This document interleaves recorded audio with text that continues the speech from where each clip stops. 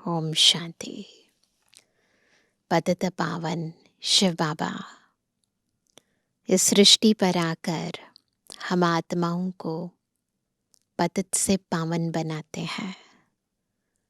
हमारे भीतर छिपे हुए पतितपने के अंश और वंश को अपनी शक्तियों से समूल नष्ट कर हम आत्माओं को बिल्कुल हमारे अनादि स्वरूप में पुनः स्थित कर देते हैं।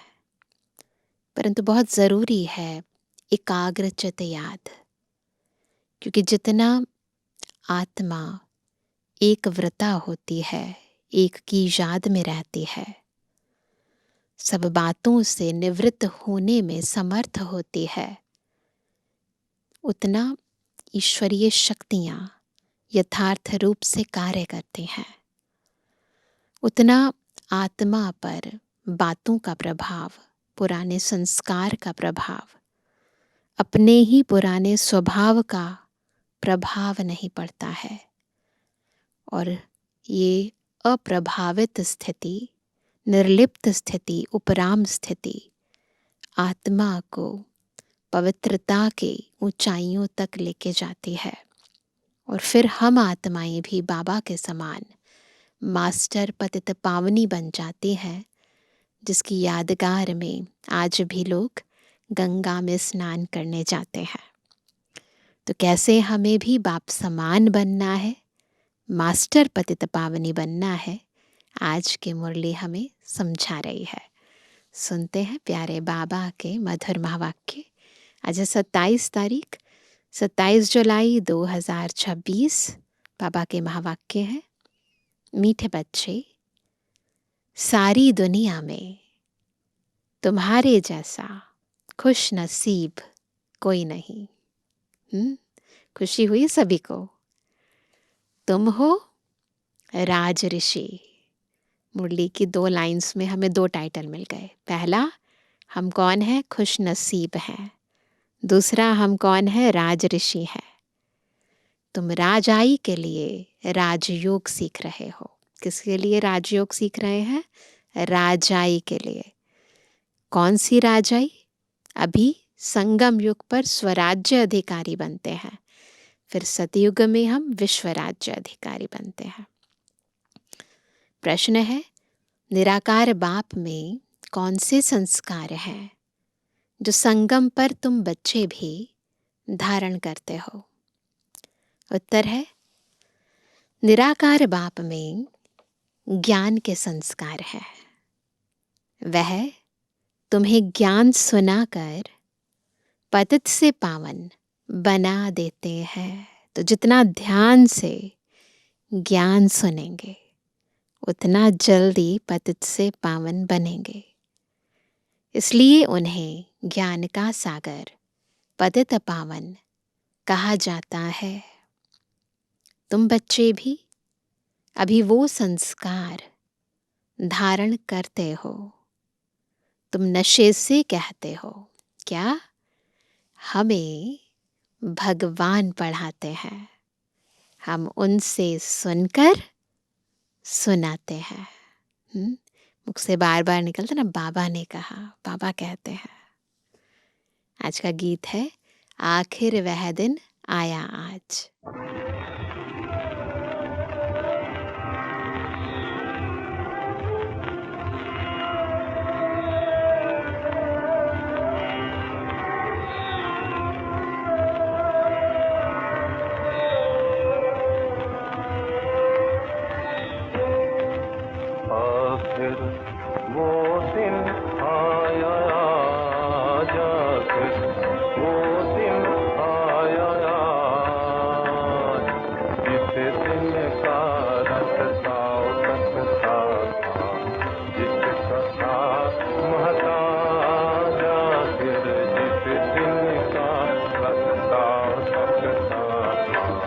जिसका था महताज आखिर वो दिन आया, आखिर वो दिन आया।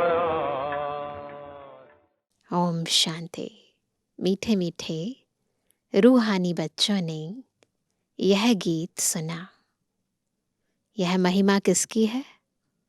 एक बाप की। शिवाय नमः। ऊंच ते ऊंच भगवान है ना। बच्चे जानते हैं वह हमारा बाप है। ऐसे नहीं कि हम सभी बाप हैं। गाया भी जाता है, सारी दुनिया ब्रदरहुड है। सन्यासी अथवा विद्वानों के कहने अनुसार ईश्वर सर्वव्यापी कहने से जैसे कि फादरहुड हो जाता है।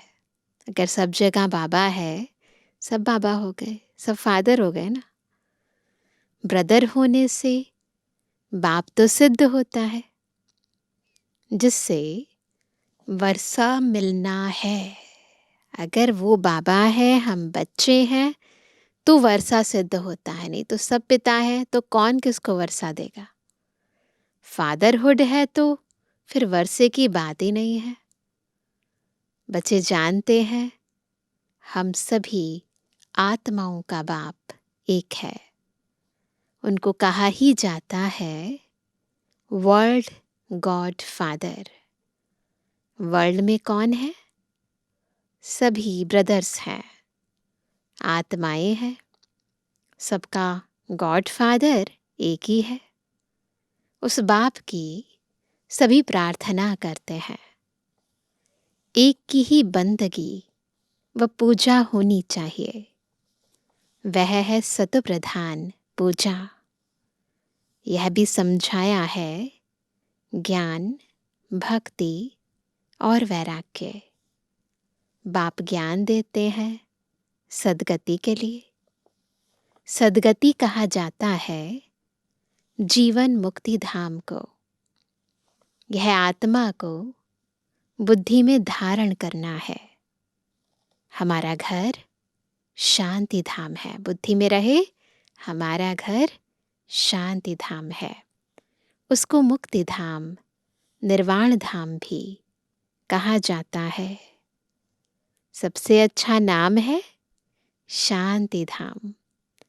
यहाँ तो ऑर्गन्स होने के कारण आत्मा टॉकी में रहती है, बोलना पड़ता है।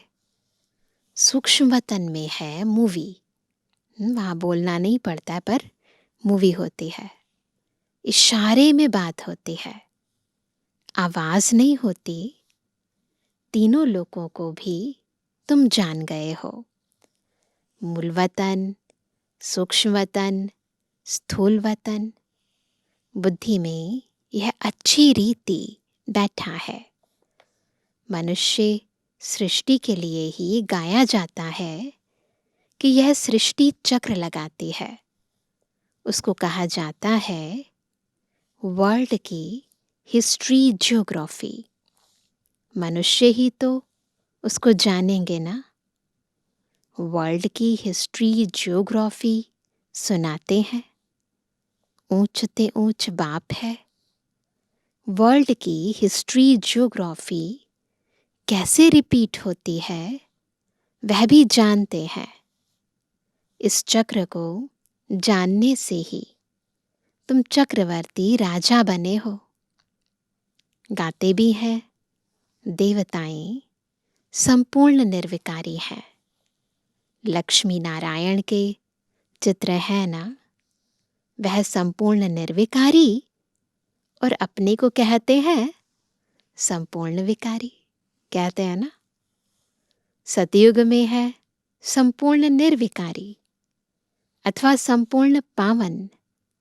कलयुग में है संपूर्ण विकारी, संपूर्ण पतित। भारत की ही बात है।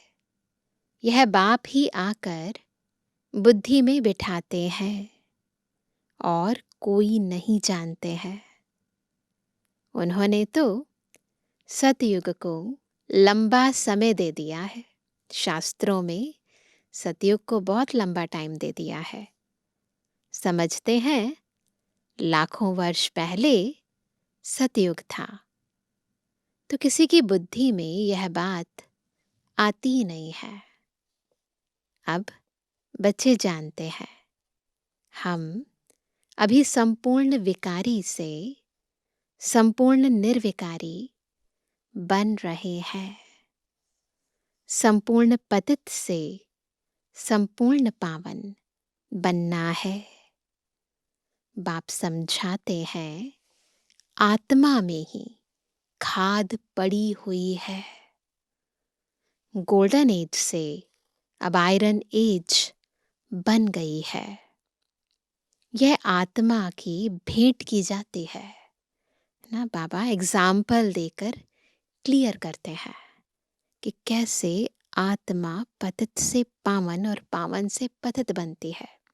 बिल्कुल जैसे सोने में एलॉय पड़ती है, फिर उसे अग्नि में डाला जाता है, फिर से वो पावन बन जाता है, पहले जैसा बन जाता है। बिल्कुल ऐसे बाबा आत्मा का एग्जाम्पल देते हैं। यह अच्छी रीति समझना है। तुम बच्चे बहुत खुश नसीब हो। तुम्हारे जैसा खुश नसीब कोई और नहीं। अभी तुम राजयोग में बैठे हो। तुम राज ऋषि हो। सभी कौन है? राज ऋषि। राजाई के लिए कभी कोई पढ़ाई होती है क्या? बैरिस्टर बनाएंगे, परंतु विश्व का महाराजा कौन बनाएगा? बाप के सिवाय कोई बना ना सके। यहाँ महाराजा तो कोई है नहीं। बाबा के टाइम पर राजा महाराजा होते थे, पर जो सतयुग के जैसे महाराजाएं थे, यानी जो पवित्र राजाएं होते थे, वो तो कभी भी नहीं हुए। सतयुग और त्रेता के बाद फिर द्वापर से पतित राजाएं होने शुरू हो जाते हैं। तो इसलिए बाबा कहते हैं बैरिस्टर तो बनाएंगे, टीचर जो बैरिस्ट्री पढ़ाएंगे, परंतु विश्व का महाराजा कौन बनाएगा? बाप के सिवाय कोई बना ना सके। यहाँ महाराजा तो कोई है नहीं।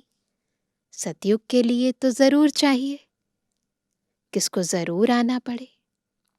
बाप कहते हैं मैं आता हूँ तब जब भक्ति पूरी होनी होती है। अब भक्ति पूरी हुई और कोई बात इसमें उठा ही नहीं सकते, और कोई बात इसमें नहीं उठा सकते। हमको बाप बैठ पढ़ाते हैं। यह नशा होना चाहिए। हम आत्माओं को निराकार बाप परमपिता परमात्मा शिव पढ़ाते हैं। शिव को तो कोई जानते ही नहीं। अब तुम बच्चे जानते हो। बाबा फिर से स्वर्ग की राजाई स्थापन कर रहे हैं। हम उनको महाराजन श्री नारायण और महारानी श्री लक्ष्मी कहते हैं। भक्ति मार्ग में सत्यनारायण की कथा सुनाते हैं, अमर कथा और तीजरी की कथा। बाप तीसरा नेत्र भी देते हैं।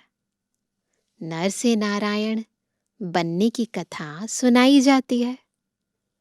वही बातें जो पास्ट हो जाती हैं वह फिर भक्ति मार्ग में काम आती हैं। यही ज्ञान, इसी ज्ञान को फिर भक्ति मार्ग के अंदर कभी सत्यनारायण की कथा, कभी तीजरी की कथा, कभी अमर कथा के रूप में इसका गायन होता है। अभी तुम बच्चे समझते हो, बाबा हमको स्वर्ग का मालिक बनाते हैं। हम हकदार हैं। भगवान तो स्वर्ग का रचयिता है ना। हम भगवान की संतान हैं, तो हम स्वर्ग में क्यों नहीं हैं? हाँ, कलयुग में क्यों पड़े हैं? परमपिता परमात्मा तो नई दुनिया रचते हैं। पुरानी दुनिया थोड़ी ही भगवान रचते हैं। पहले नई दुनिया बनाते हैं, उसके बाद फिर पुरानी को तोड़ेंगे। तुम जानते हो, हम सतयुग के लिए राज्य ले रहे हैं। सतयुग में कौन होंगे? इन लक्ष्मी नारायण की डिनाइस्टी होगी। और भी तो राजाएं होंगे ना, है ना, जिसकी निशानी है विजय माला। और भी राजाएं होंगे ना। राधे दूसरे राजा के घर में जन्म लेती है, तो इससे सिद्ध होता है ना और भी राजाएं होंगे। तो फिर बहुत सारे राजाएं घराने होंगे, आपस में जब कोई सेरेमनी होती है या कोई रॉयल मीटिंग होती है तो आपस में मिलते होंगे। तो बाबा कहते हैं इसकी निशानी है विजय माला। बच्चे जानते हैं अभी हम विजय माला में पिरोने के लिए पुरुषार्थ कर रहे हैं ना। वो आत्माएं जो इस समय माया पर संपूर्ण विजयी बनेंगी, जो धर्मराज की सजाएं नहीं खाएंगी, वो विजय माला का मनका बनेंगी। तो इसलिए अभी से ही अपने विकर्म विनाश करने हैं और अपना पूरा पोता मेल बाबा को देना है। दुनिया में माला का अर्थ कोई नहीं जानते कि यह क्यों पूजी जाती है। ऊपर में फूल कौन है? देखा है ना, 108 की माला में सबसे पहले ऊपर फूल होता है ना। माला को फेरते फेरते फिर फूल को नमस्ते करते हैं, फिर माला फेरेंगे। बार बार माला फेरते रहते सारा दिन। माला बैठ सिमरते हैं कि कहाँ बाहर ख्यालात ना जाए। अंदर राम राम की धुन लगाते हैं, जैसे बाजा बजता है। बहुत प्रैक्टिस करते हैं। यह सब है भक्ति मार्ग की बातें। हाँ, बहुत भक्ति करने वाले सिर्फ कोई विकर्म नहीं करेंगे, क्योंकि बुद्धि सारा दिन भगवान को याद करने में बिजी रहेगी, तो उसके कारण विकर्म नहीं होते। बहुत भक्ति करने वाले के लिए समझेंगे कि यह सत्यवादी होगा। मंदिर में माला रखी होगी, माला फेरते मुख से राम राम कहते रहेंगे। बहुत लोग समझते हैं भक्ति में पाप नहीं होता, ऐसे समझते हैं कई लोग। कहते हैं नौधा भक्ति से मनुष्य मुक्त हो जाते हैं, परंतु होता कुछ भी नहीं ना, क्योंकि भक्ति करने से संस्कार परिवर्तन नहीं होते, आत्मा में शक्ति नहीं आती। यह एक नाटक है, उसमें सतो प्रधान, सतो, रजो, तमो में सबको आना ही है। वापस एक को भी नहीं जाना है। जैसे ऊपर में जगह खाली होती है, ऊपर परम धाम में आत्माएं नीचे आती है ना, पापा कहते हैं जैसे ऊपर में जगह खाली हो जाती है, वैसे यहाँ भी बहुत जगह खाली हो जाएगी। अंत के समय में फिर यहाँ से रिटर्न जर्नी शुरू होगी। दिल्ली के आसपास मीठी नदियों पर राजधानी होती है, समुद्र की तरफ नहीं होती है। यह बॉम्बे आदि होंगे नहीं। वह तो पहले मच्छी मयानी थी, इतना बड़ा बॉम्बे तो था ही नहीं। मछली फंसाने वाले वहां रहते थे। अभी तो समुद्र को कितना सुखाया है, समुद्र को सुखाकर इतने सारे स्टेट्स बन गए हैं। फिर भी मच्छी मयानी होगी, है ना। दोबारा से ड्रामा रिपीट होगा। सतयुग में तो बॉम्बे होती नहीं, वहां कोई पहाड़ियां आदि भी नहीं होती, कहाँ जाने की दरकार ही नहीं होती। यहाँ मनुष्य थकते हैं तो जाते हैं रेस्ट लेने, या तो पहाड़ों पर जाएंगे या समुद्र के किनारे जाएंगे। सतयुग में थकने करने की कोई प्रकार की तकलीफ नहीं होती। तुम स्वर्गवासी बन जाते हो, रिंचक भी तकलीफ नहीं होती, बिल्कुल भी नहीं। तो अब बच्चों को बाप की श्रीमत पर चलना है। बाप कहते हैं मीठे लाडले बच्चों, शरीर निर्वाह अर्थ धंधा आदि तो करना है, स्कूल में स्टूडेंट पढ़कर फिर घर में जाकर पढ़ते हैं, घर का काम काज भी करते हैं। ये भी ऐसे है। इस पढ़ाई में तो तुमको कोई तकलीफ नहीं है। उस पढ़ाई में कितनी सब्जेक्ट होती है। यहाँ तो एक पढ़ाई और एक ही पॉइंट है। क्या है वो पॉइंट? मन मना भव। इससे तुम्हारे पाप नाश होंगे। भगवान उवाच है ना, वह समझते हैं गीता भगवान ने द्वापर में सुनाई। परंतु द्वापर में सुनाकर क्या करेंगे? श्री कृष्ण के चित्र में लिखत बहुत अच्छी है। यह लड़ाई तो एक निमित्त है। सब मरेंगे, तब तो वापस मुक्ति जीवन मुक्ति में जाएंगे।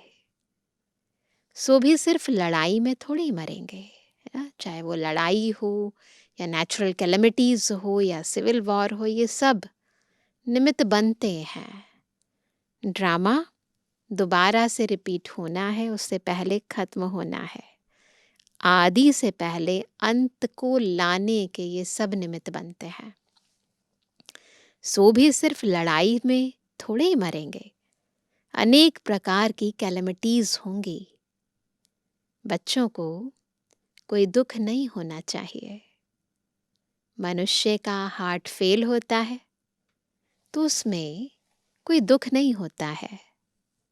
मौत हो तो ऐसा हार्ट फेल से बस 1 सेकंड में।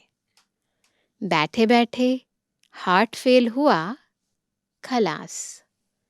जब तक डॉक्टर आए आत्मा निकल जाती है। अब तो सबका मौत होना है। पिछाड़ी में न हॉस्पिटल न डॉक्टर रहेंगे, न क्रिया कर्म करने वाले रहेंगे। कुछ भी नहीं होगा। सबके प्राण तन से निकलेंगे। मूसलधार बरसात पड़ेगी। मौत में कोई देर थोड़ी लगेगी। कोशिश कर रहे हैं ऐसे बॉम्ब्स बनाएं जो मनुष्य फट से मर जाए, मतलब तड़प तड़प के नहीं मरे। ऐसे ऐसे बॉम्ब्स बनाते रहते हैं, बॉम्ब्स की इम्प्रूवमेंट करते रहते हैं। यह ड्रामा में नोंद है। बॉम्ब्स बनाना, उसके बाद ऐसे विनाश होना। ड्रामा में बना बनाया खेल है। कल्प कल्प विनाश होता है। सतयुग में तुमको यह ज्ञान रहेगा नहीं। बाप को ही आकर ज्ञान देना है। स्थापना हो गई, फिर ज्ञान की बात ही नहीं रहती। इसलिए ज्ञान दे रहे हैं, नई सृष्टि की स्थापना के लिए। एक बार स्थापना हो गई, उसके बाद ज्ञान की ज़रूरत नहीं है। एक बार बैरिस्टर बन गए, डॉक्टर बन गए, फिर थोड़ी रेगुलर स्कूल जाएंगे पढ़ाई पढ़ने, है ना? बाबा कहते हैं फिर जब रावण राज्य शुरू होता है तो भक्ति शुरू होती है। अब भक्ति पूरी होती है। अब तुमको योग बल से पावन बनना है। पावन बनने से ही सुख धाम, शांति धाम में जा सकते हैं। चार्ट रखना पड़े, कितना पावन बने हैं, कितना याद करते हैं। यह तो समझ गए हो। हमको बाप को याद कर तमु प्रधान से सतु प्रधान यहाँ बनना है। वहाँ नहीं बनना है, वहाँ तो रेडीमेड होंगे। यहाँ बनना है। ऐसे कोई शास्त्र आदि में लिखा हुआ नहीं है। बच्चों ने गीत सुना। कौन सा गीत था आज का? आखिर वह दिन आया आज, जबकि भारतवासी फिर राजाओं के राजा बनते हैं। राजाओं के राजा अथवा महाराजा बनते हैं। पीछे त्रेता में होते हैं राजा रानी। फिर जो पूज्य महाराजा महारानी थे, वह द्वापर में वाम मार्ग में आकर, वही आत्माएं वाम मार्ग में आकर पुजारी बन जाते हैं। आपे ही पूज्य, आपे ही पुजारी हो जाते हैं। खुद पुजारी बनते हैं और अपनी पूजा करते हैं। बाप कहते हैं, मैं पुजारी नहीं बनता हूँ। बाबा की पूजा होती है, पर बाबा पुजारी नहीं बनते हैं। देवताएं पूज्य होते हैं, मैं नहीं बनता, ना ही पुजारी बनता हूँ। भारतवासी देवी देवताओं के ही मंदिर बनाकर उनका पूजन करते हैं। लक्ष्मी नारायण जो पहले पूज्य थे, फिर भक्ति मार्ग में वही शिव बाबा के पुजारी बनते हैं। जिस शिव बाबा ने महाराजा महारानी बनाया, आत्मा में मर्ज रूप से ये ज्ञान रहता है, इसीलिए सबसे पहले शिव बाबा की पूजा करती है आत्मा। तो बाबा कहते हैं, जिस शिव बाबा ने महाराजा महारानी बनाया, उनके फिर मंदिर बनाकर पूजा करते हैं। विकारी भी कोई फट से नहीं बनते हैं, आहिस्ते आहिस्ते बनते हैं।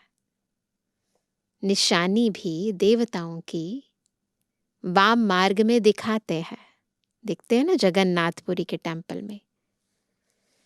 जो पूज्य लक्ष्मी नारायण थे, वही फिर पुजारी बन जाते हैं। पहले पहले शिव का मंदिर बनाते हैं। उस समय तो हीरों को कट कराए लिंग बनाते हैं पूजा के लिए। धन बहुत होता है ना। यह किसको भी पता नहीं है कि परमात्मा छोटी सी बिंदी है, किसी को पता नहीं है।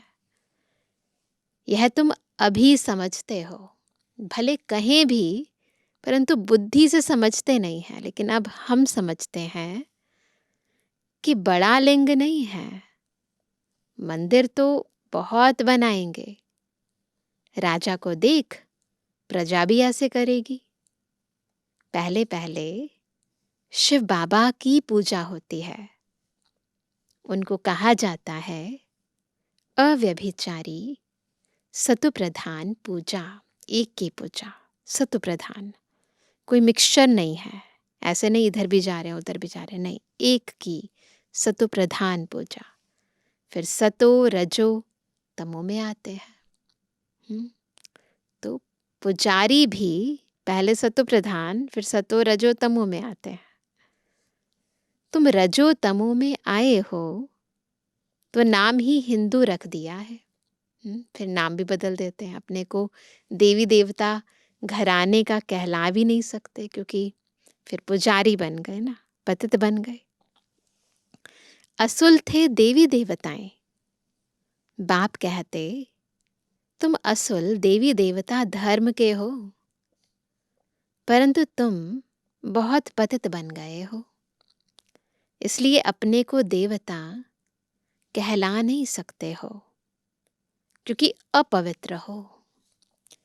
हिंदू नाम तो बहुत देरी से रखते हैं। बाद में सिंधु घाटी की सभ्यता के कारण सिंधु नदी से फिर हिंदू नाम रख दिया। अभी तुम समझते हो हम सो पूज्य थे। अभी संगम युग पर न पूज्य है न पुजारी है। तुम क्या करते हो? श्रीमत पर पूज्य बन रहे हो। पूज्य बनने के लिए पुरुषार्थ कर रहे हैं, औरों को भी बना रहे हो। तुम हो ब्राह्मण। तुम्हारी आत्मा पवित्र होती जाती है। जितना जितना याद करते जाते हैं, आत्मा पवित्र होती जाती है। पूरा पवित्र होंगे तो यह पुराना चोला छोड़ना पड़ेगा, है ना। जब पूरा पवित्र बनेंगे तो ये पुराना चोला, क्योंकि ये अपवित्र है ना, तो इसे छोड़ना पड़ेगा।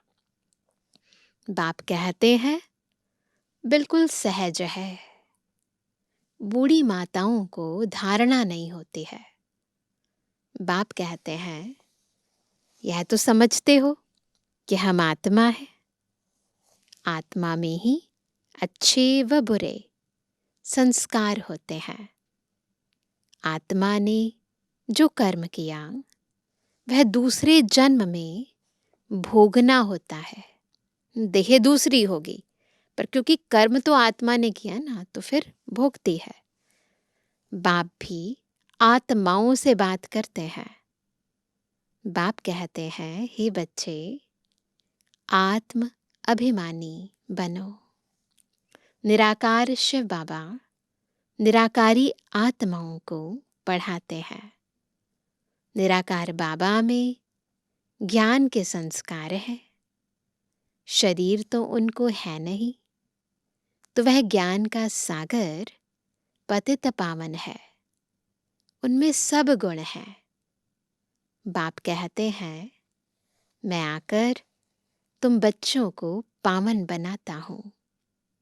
युक्ति कितनी सहज है। अक्षर ही एक है, क्या? मन मना भव। मामेकम याद करो। याद से ही तुम्हारे विकर्म विनाश होंगे।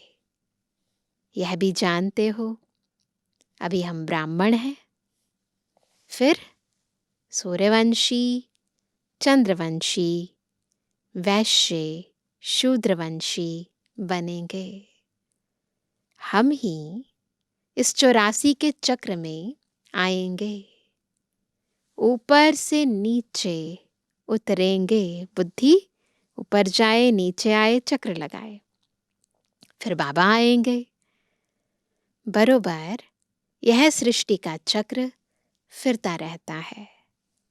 सृष्टि यह पुरानी होती है, तो फिर बाबा आते हैं नई बनाने। यह तो बुद्धि में बैठता है ना। यह चक्र बुद्धि में फिरना चाहिए। अब तुम स्वदर्शन चक्रधारी बनते हो, जिससे फिर जाकर चक्रवर्ती राजा बनेंगे। तो इसलिए बाबा बार बार कहते हैं स्वदर्शन चक्र फिराओ। अच्छा मीठे मीठे कहते जवानी बच्चों पितृवानी बाप दादा का दिल जान सको प्रेम से नंबरवार प्रसाद अनुसार यादगार और बंधवानी। रूहानी बच्चों की रूहानी बाप दादा को गुड मॉर्निंग, नमस्ते नमस्ते नमस्ते। धारणा के लिए मुख्य सार पहला, श्रीमत पर पूज्य बनना है। आत्मा में जो बुरे संस्कार आ गए हैं उसे ज्ञान योग से समाप्त करना है। संपूर्ण निर्विकारी बनना है। दूसरा, शरीर निर्वाह अर्थ कर्म करते भी पढ़ाई पढ़नी और पढ़ानी है। योग बल से पावन बन राजाई पद लेना है। वरदान है, अपनी श्रेष्ठ स्थिति द्वारा माया को स्वयं के आगे झुकाने वाले हाईएस्ट पद के अधिकारी भव। ना, हाईएस्ट पद के अधिकारी कैसे बनेंगे? जब अपनी श्रेष्ठ स्थिति के द्वारा माया को स्वयं के आगे झुकाएंगे। जिसे महान आत्माएं कभी किसी के आगे झुकती नहीं हैं, उनके आगे सभी झुकते हैं। ऐसे आप बाप की चुनी हुई सर्वश्रेष्ठ आत्माएं कहाँ भी कोई भी परिस्थिति में वह माया के भिन्न भिन्न आकर्षण करने वाले रूपों में अपने को झुका नहीं सकती। जब अभी से सदा झुकाने की स्थिति में स्थित रहेंगे, माया की बात हो रही है, तो अभी से अगर झुकाने की स्थिति में स्थित रहेंगे तब हाईएस्ट पद का अधिकार प्राप्त होगा। ऐसी आत्माओं के आगे सतयुग में प्रजा सम्मान से झुकेगी और द्वापर में आप लोगों के यादगार के आगे भक्त झुकते रहेंगे। तो अभी माया को झुकाना है अपनी आंतरिक ऊंची स्वस्थिति से। स्लोगन है, कर्म के समय योग का बैलेंस ठीक हो तब कहेंगे कर्म योगी। आज का अव्यक्त इशारा, ज्वाला स्वरूप स्थिति में रहे शक्तिशाली याद का अनुभव करो। कई बच्चे कहते हैं कि जब योग में बैठते हैं तो आत्म अभिमानी होने के बदले सेवा याद आती है, लेकिन ऐसा नहीं होना चाहिए, क्योंकि लास्ट समय अगर अशरीरी बनने के बजाय सेवा का भी संकल्प चला तो सेकंड के पेपर में फेल हो जाएंगे। उस समय सिवाय बाप के निराकारी, निर्विकारी, निरहंकारी और कुछ याद नहीं। सेवा में फिर भी साकार में आ जाएंगे। सेवा तो साकार में आकर ही करते हैं ना। इसलिए जिस समय जो चाहे वह स्थिति हो, नहीं तो धोखा मिल जाएगा, है ना। इसलिए बार बार ये अभ्यास करना है, 1 सेकंड में अशरीरी बनना, निराकारी, निर्विकारी, निरहंकारी। यह अभ्यास अंत समय में काम आएगा। अच्छा, ओम शांति।